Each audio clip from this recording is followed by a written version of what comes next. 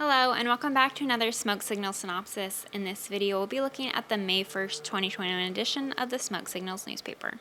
Like always, our front page has three stories. The first story under the Smoke Signals logo explains the cause of the recent 2-week closure of Tribal Government Campus.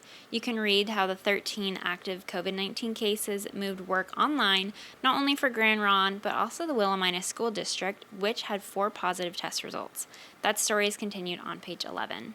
The second story on the front page tells of tribal member Joseph Ham's poem being selected by the Nature Conservancy for display on hiking trails in Table Rock in southern Oregon near Medford. You can read that poem and its origin continued on page 10. And our last story on the front page is on the passing of Grand Ronde restoration figure Elizabeth Furs. Furs represented Oregon in Congress for 3 terms in the 1990s and played an important role in helping the Grand Ronde tribe accomplish restoration in 1983 and return land in 1988.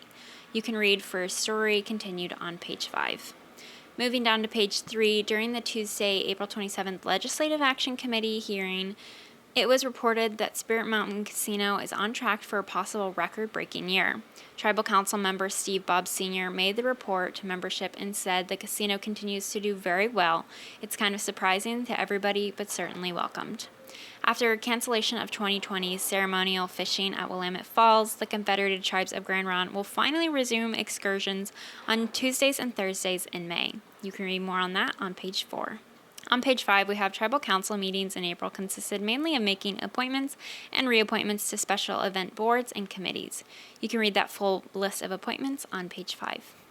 Smoke Signal staff writer Danielle Harrison was selected and attended the Covering Opioids and Addiction Fellowship conducted by the National Press Foundation with 6 virtual training sessions.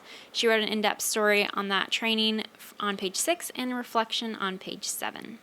Finishing the first quarter of 2021 means another years of service honor roll. You can read the employees' names and their time with Grand Ronde on page 8. Another celebration of sorts, more than 80 Native students in the Willamina and Sheridan School District were honored in an online Student Success Night on March 15th. More on that story, plus a link to a video of that event on page 9. And that was your Smoke Signal synopsis. You can read the entire paper now online at smokesignals.org or in the print edition coming to you soon.